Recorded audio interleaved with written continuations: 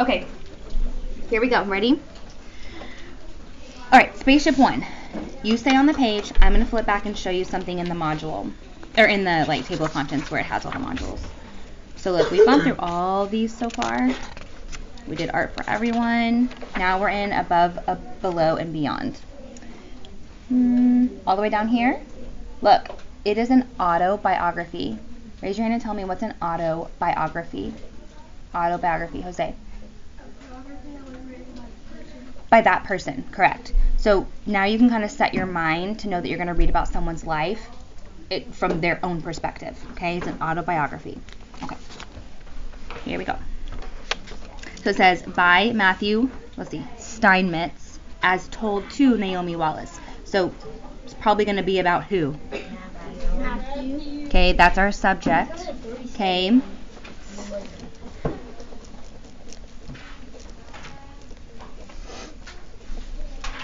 Okay, and then he's just telling it to this Naomi person. Maybe we'll figure out who that is. Okay, write down autobiography. Auto means self. That's what that prefix means. Now you learn prefixes in word study. It means self. Okay. All right, here we go. Page 328 says, holy cow, that was close. SpaceShipOne's engine ignited right by the mothership, White Knight, which had just carried it on her underbelly to an altitude of around 50,000 feet. My job was to ride in White Knight and pull the lever to release the spaceship. The sound of the rocket engine filled the cockpit. Through my small porthole window, I could see the tiny spacecraft as it shot vertically into space. By the voices in my headphones, I could tell it was going to be an award-winning flight. Here's what he's talking about right here. Okay. As a kid, I had always dreamed of going to space. I spent hours building different types of model aircraft, sometimes modifying the design. What's it mean to modify something? Elise?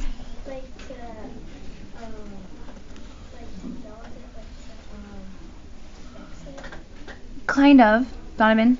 To upgrade it. Upgrade or change. Okay, modify, change.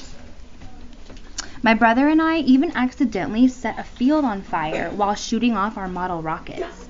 Luckily, the firefighters got there quickly and put the fire out. Okay.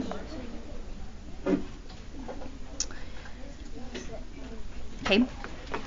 I'm going over to paragraph 3 because this is still part of the story. This is like a sidebar or an excerpt. Okay, I'm going to go up here to paragraph 3. My love for flight and aircraft design intensified as I grew older. I earned my bachelor's degree in aeronautical engineering in 1998, and a few months later, I was hired on at Scaled Composites in Mojave, California. Through a little bit of luck and being in the right place at the right time, I was made project engineer for Spaceship One. Our one-of-a-kind spacecraft was being built for the Ansari X Prize competition, which was created to help develop the private spaceflight industry. I spent the next couple of years working many long hours, making dreams a reality. One of the toughest parts of my job was not being able to tell my family about it. My dad and my brother share my love for aircraft. They would have loved to know all the details of what we were doing, but the project was top secret, and I couldn't say a word. The one consolation was that my wife, Kit, also worked at Scaled. We had private discussions sharing our excitement during those top secret years. Okay, so I'm going to say loved, space and flight, yep. As a kid, okay. Love for flight and aircraft design intensified as he grew older. Worked at Scaled with his wife. So if his wife hadn't worked there too, he wouldn't be able to share any of it with her either. Okay. Top secret project. Okay, can't tell anybody. Here's a photograph while you're writing. It says White Knight and Spaceship One take off together from the Mojave Airport runway. So they're connected. Okay, the underbelly would be the bottom, right, of the aircraft. Okay, I'm gonna go back and read this part right here because it kind of looks like it describes this photo. It says Spaceship One was part of a two-plane system. It attached to the belly of a mothership, the White Knight. The White Knight carried Spaceship One to an altitude of 50,000 feet. When they reached the right altitude, White Knight crew member, Matthew Steinmetz, pulled the lever that released Spaceship One. So for it to go on its own. He said, okay, we're at 50,000 feet. I'm going to pull this lever. We're going to let it go. Like detach and go. Was he ever nervous when it was time to pull the lever?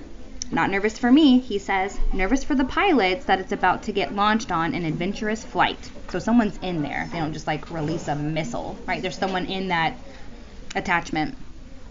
Once released from the mothership, the pilot of Spaceship One was in control. He ignited his rocket engine and shot almost straight up into outer space. The rocket on the spaceship was a Leffler 2000, a hybrid rocket fueled by a mixture of two substances. In this case, laughing gas and a synthetic rubber. Hybrid, something that can be described as hybrid, is made up of two or more things. Synthetic is artificial, okay, not natural. Yeah. Okay, focus. Turn the page. Turn the page and focus. The public was shown the finished project in April of 2003. My dad came out all the way from Kansas just to see it. I was so glad to have him there so I could show off what I had done, but there was still a lot of work to do. The spacecraft was made, but we had yet to run test flights. I felt honored to be a part of the test flight crew. After many flights of varying difficulty, we were ready to make the first space flight. The date was June 21st, 2004, and it would prove to be a historic day. The sky was still black as we rolled the joined aircraft out of the hangar. I had hardly slept the night before. Every nerve in my body was filled with anticipation. This day would either prove that we had succeeded in making a spacecraft, or it would show that we still had a long way to go. I could feel the tension in the air. Everyone was aware of the dangers of this flight. Until now, no one but trained government astronauts had been to space, and even some of the government missions had ended in disaster. The possibility that someone could die was very real, but no one dared talk about it. Even with all the danger, I was confident we would succeed. Bert Rutan, the president of Scaled Composites, had designed the aircraft and knew what he was doing. Every member of the team who helped build the planes and design the technology was exceptionally intelligent. We all knew what was at stake and had left nothing to chance. Okay, so let's see. The tension in the air, the dangers of this flight, okay? Dangers, but is confident because very and highly intelligent people built the plane, okay? That helps. That makes them feel more confident, okay? So it's not just like, me, I don't know anything about planes, trying to build a spacecraft, okay? We all knew what was at stake and had nothing left to chance, okay? So this would be heading into space. Getting ready to, take off. Where he says, the sky was still black as we rolled the joint aircraft out of the hangar. The hangar is where they stay, okay? Paragraph 9. I was in my flight suit by 4 a.m. The flight was scheduled to take off in a couple of hours. I tried to calm my nerves as I strapped on my parachute. Looking at the joint aircraft, my nervousness was replaced with excitement. I had looked forward to this day for months now. If it all worked out as I expected, this would be our moment of glory. As White Knight taxied onto the runway carrying Spaceship One under her, I looked out of my small cockpit window at the crowd gathered to watch the flight. It was overwhelming. The fact that thousands of people came to watch a test flight proved that we weren't just a bunch of airplane geeks trying to build a spaceship. It showed that every day citizens wanted to see space travel made into a reality. The flight to 48,000 feet took almost an hour. There is barely enough room to sit 3 people in the cockpits of White Knight and SpaceShipOne. Even though White Knight's cockpit is comfy, the parachutes and the flight test gear made the space even more cramped, and it was difficult for me to move my arms and legs. After an hour, I was getting sore, but it was worth it to make history. So this is what he's trying to do, to make history. I anticipated the countdown for the release of SpaceShipOne. When the time came, I quickly pulled the small lever at my right side and heard "clean release" from the chase aircraft, our extra eyes in the sky. Shortly after the spaceship was clear, the pilot, Mike Melville, ignited the rocket engine and began his solo climb to space. So here, these are some real photographs you see. Okay. Let's see, SpaceShipOne pilot Mike Melville waves from the cockpit. See, it's tiny windows. Like it says, it's very cramped and tiny. Okay. I'm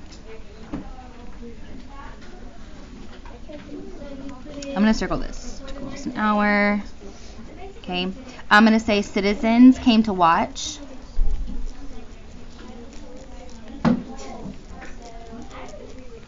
Okay. Citizens came to watch because it was a big deal. Okay. Moment of glory. So he keeps saying things like moment of glory, to make history, making space travel a reality. Okay, releases SpaceShipOne.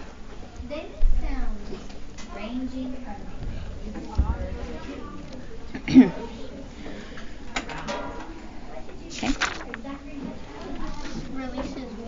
SpaceShipOne. They let it go. Alright, paragraph 12. White Knight continued to circle in the sky as we waited to escort SpaceShipOne back to Earth. I studied the curvature of the Earth, so how it's round, okay, and the darkness of space overhead as I listened intently to Mike's radio transmissions. Mission Control called 328,000 feet, and I cheered with joy. We later found out that Mike's actual altitude was 328,491 feet, a mere 408 feet past the boundary of space. We had done it. We had sent a man into space in a spaceship we built with our own hands. Although it took almost an hour for White Knight to carry SpaceShipOne to 50,000 feet, it took less than 20 minutes for the spaceship to come back to Earth. That's because, look, yeah, I know, it traveled back at over 100,000 feet per minute. That's about Mach 3, 3 times the speed of sound. As SpaceShipOne landed, I could see the crowd on their feet cheering. Mike was led to a podium, and immediately flashbulbs started going off. Just cameras, pictures. News channels all over the world carried the story that the first civilian spaceship had made it safely to space and back again. So this is not like at NASA at the launch pad sending a rocket in the air. This is a jet carrying a spaceship like a kangaroo, okay, going up to the altitude, okay, then shooting it off into space from there, like letting go the lever and letting it go. Okay, that's what they did. Okay.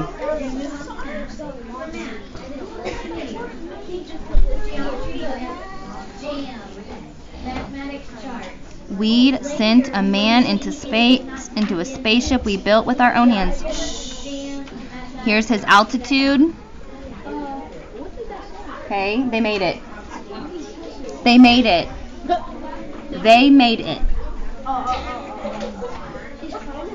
Less than 20 minutes to get back. So 1 hour up to space. Do you need to leave? Please stop. Less than. Is that the less than sign? Yes. Okay. I never know which one it is. Less than 20 minutes back to Earth. If there's like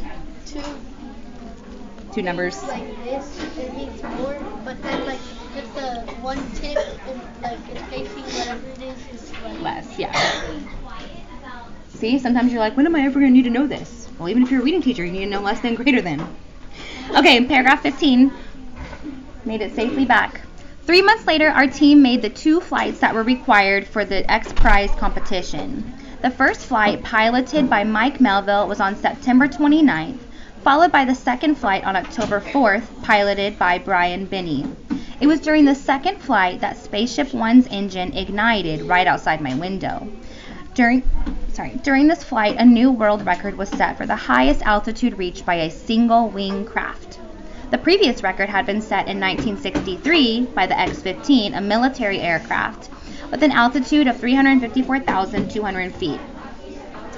SpaceShipOne beat that record with an altitude of 377,591 feet. Best of all, our team won the $10 million Ansari X prize. Okay. So here we go. Team members display the flag that was carried aboard during its historic first flight. Okay. I'll let you read this part on your own in a little bit. There's the past flight though, see? The boost, re-entry, gliding down. That was the flight path. Okay, good. Last page. So just like Paragraph 16. Yeah. Although the space flights were complete, life did not slow down for a long time. Burt Rutan and the pilots of SpaceShipOne made several appearances on talk shows, including The Tonight Show with Jay Leno. I was also asked to speak for several functions in my home state of Kansas, which included a trip to my mom's 5th grade classroom. So he came to tell the kids about it. that's cool. And to my high school. So he went to his mom's 5th grade classroom to tell about it, and then went back to his own high school to tell about it. Anytime I gave a presentation, I tried to drive home the point that I'm just an ordinary guy who followed my dream. I was part of an amazing team of people that made this project a reality. No one person could have made this happen. It took a lot of teamwork and dedication from everyone. I'm just an ordinary guy who followed my dream. That's what he's teaching kids.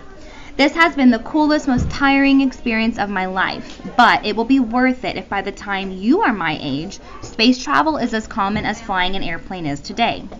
As a kid, I looked up at the stars and dreamed of going to space. Now, almost on a daily basis, I spend time 50,000 feet closer to my dream, and it's awesome. With the record set and the goals achieved, SpaceShipOne has been retired to the halls of history. On October 5th, 2005, SpaceShipOne was unveiled, or shown, in its new home at the Smithsonian Institution in Washington, D.C. It was kind of sad to see the plane go, as I had grown accustomed to seeing it around the shop, but I'm glad that it now hangs in the rightful place between Charles Lindbergh's. What? Between Charles. Looks like it needs something. Maybe his invention hangs right there. So it's in the Smithsonian. It's in a museum. Okay. There's no. So, SpaceShipOne retired to Smithsonian Museum.